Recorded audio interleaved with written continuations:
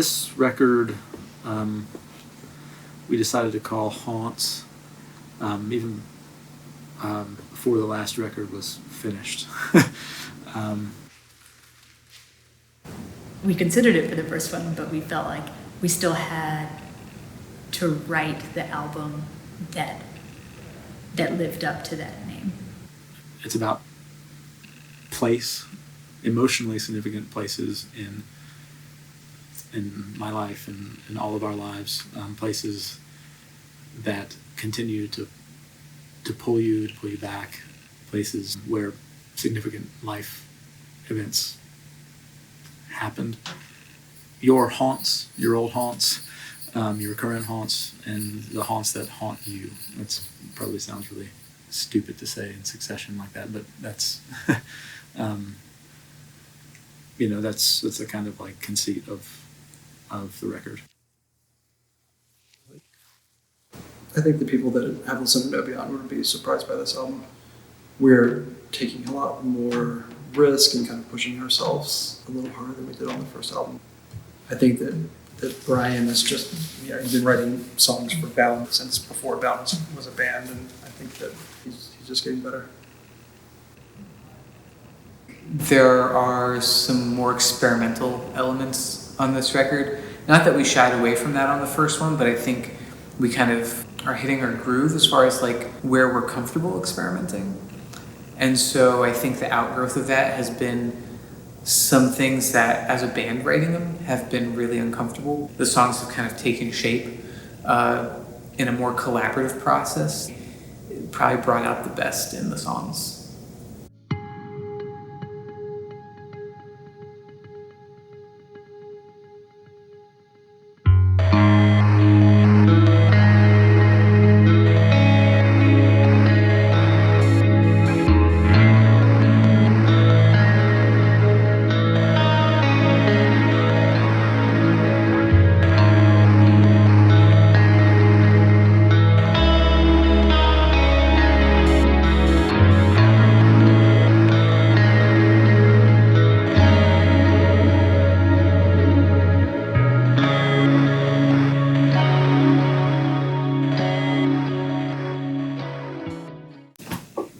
The challenges are the same as the last album, which is that it's just dense. But that's normal. I think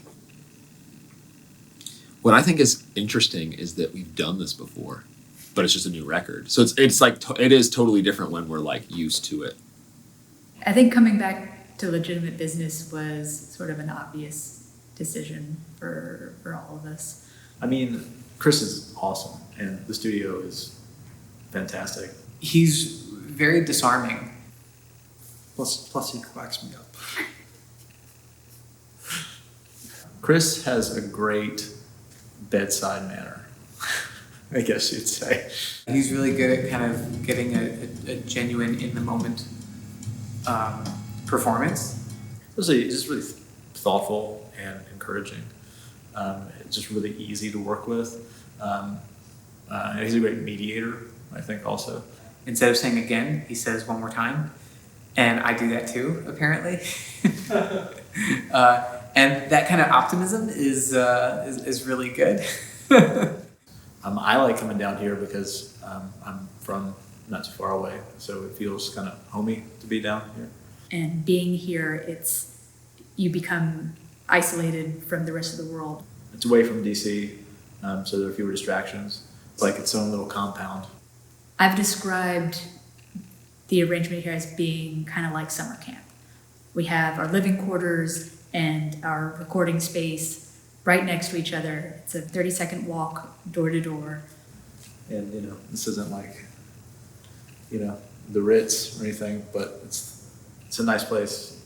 I feel like in the process of recording No Beyond, we really got to know Chris and his recording style, but I think he also kind of came to understand what we were doing. And so I think having that foundation with him is going to allow us to build upon that. I feel like it's very easy to trust that he's going to get the sound that we were looking for.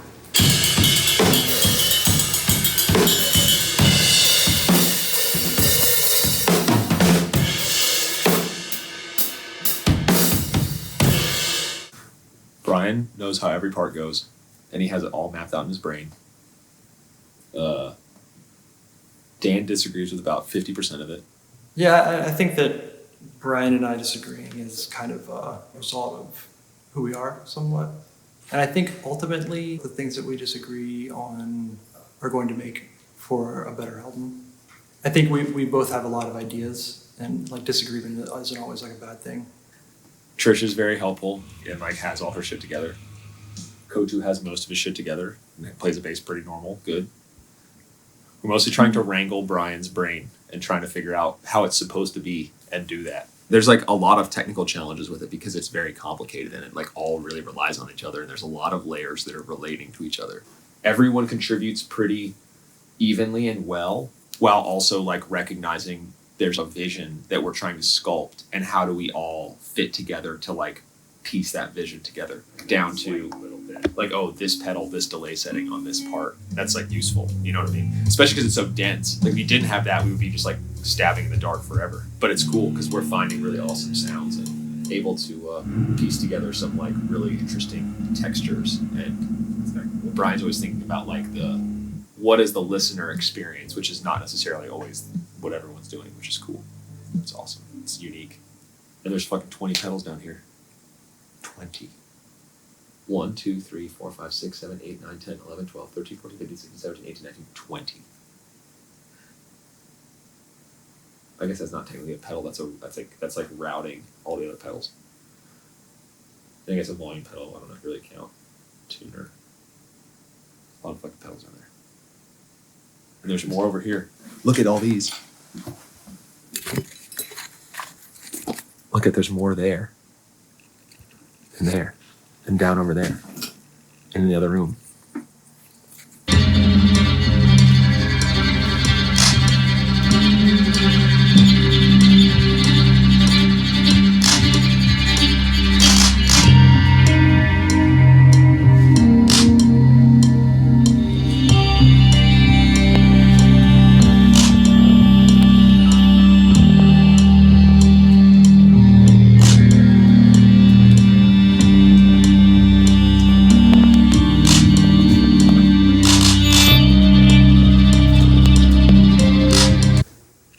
I feel kind of ambivalent about what the right headspace is to record, because on the one hand I feel like being in the right headspace means kind of fully emotionally engaging with all the subject matter that the record is about, so that when I am recording and I am laying it down, that's sort of what comes out. But at the same time, because a lot of the themes that this record deals with are really emotionally heavy, I think, for all of us in the band, but I know especially for me, I have a lot of like serious feelings about this.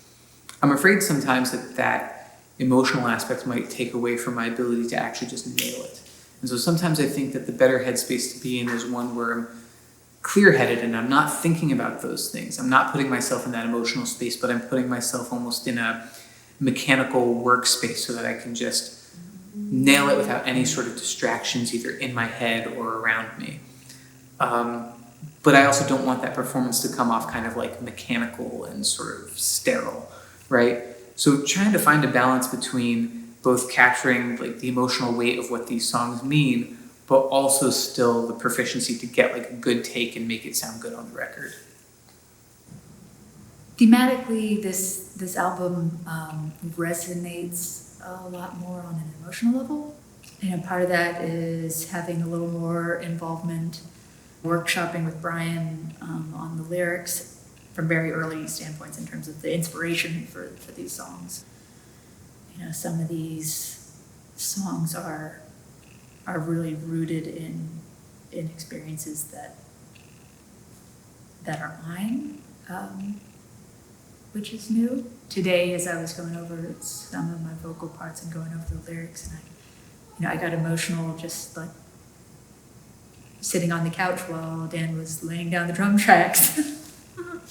and I'm excited to share this with other people because of that. These songs carry more emotional weight for me. I'm looking forward to having it be done honestly. I've been, and we've all been living with this for a long time now. It's taken up so much of our lives and so much emotional energy that I would be stoked when it's out. when we've finished recording, we can hear it.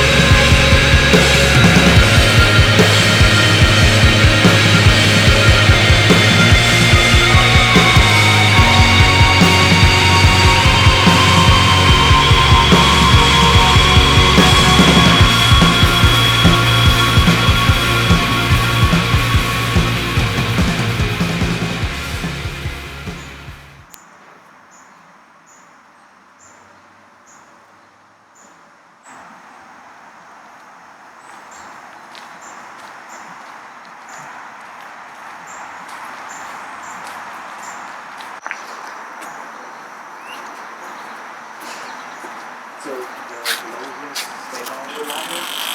that's kind of cool. Do you think? Vulnerable human. Yeah. Way to end the song, right?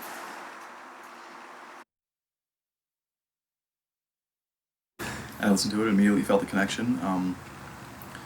It's heavy, it's, melodic. It's obviously thoughtful. The band obviously puts a lot of time into the arrangement and the lyrics and definitely the vocal harmonies. When I did get the files, that was one of the first things. I was like, this is going to be a fun project to mix. The band was here for this weekend working on mixes, and we kind of have a shorthand now worked out, and we're starting to get things dialed in. There's intimate moments, there's big, expansive moments. The dynamics of that and how it all flows together, I think it's starting to come together. It's going to be a great album. Pale and pale green carnation. Is there an octave up there? Okay. Boy croissant. Yeah, there's the bass voice, but.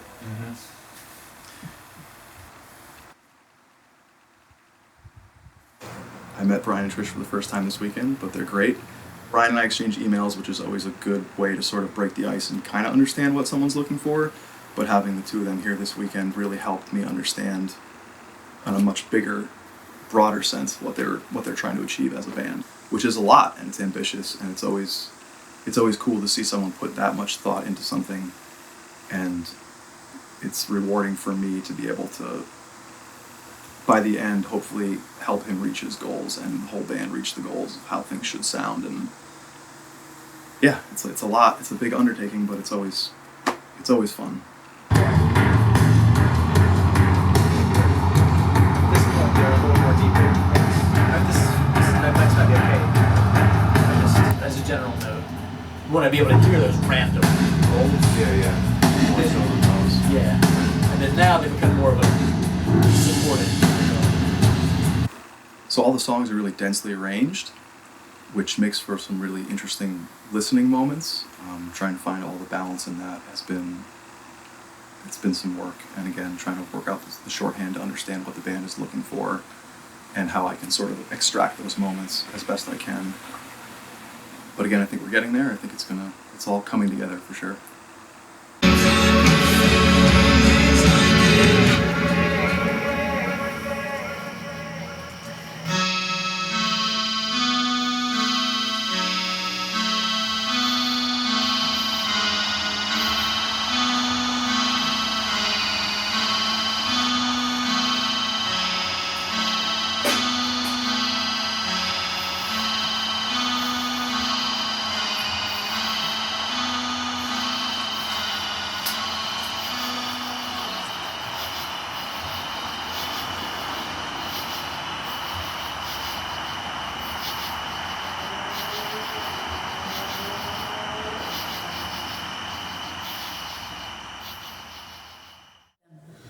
The first time around went well, but the second time around, all of the combined experience of the first album and going on tours, we as individuals have a deeper understanding of one another, and I think that was reflected in Brian's songwriting, particularly in the lyrics. Most of the lyrics were inspired by particular events around my life and some around Trish's life and Dan and Kotu, but they're all hopefully written and assembled in such a way that they're broadly applicable.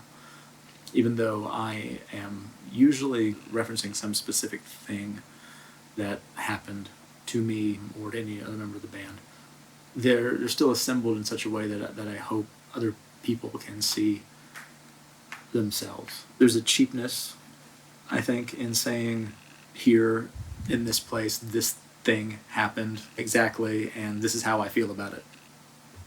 I don't know, there's no poetry in that. And trying to write about these topics in a way that when I read it, it feels very specific to my experience. But it wouldn't be obvious to other people. It was a specific occurrence in a specific person's life, and thereby they can take that and see whatever they want to see in it, and hopefully see some of their own story. And just for the sake of being descriptive, it has to be a little bit specific. But the way that the lines are constructed, the way that the line breaks happen, for example, hopefully it's unclear whether one particular line is associated with the line above it or the line below it. And the meaning could change drastically depending on which surrounding line you associated a particular line with. Having the lyrics allow for that, I think, is important, so that the lyrics aren't just, for me, which they are, but that they're also for you.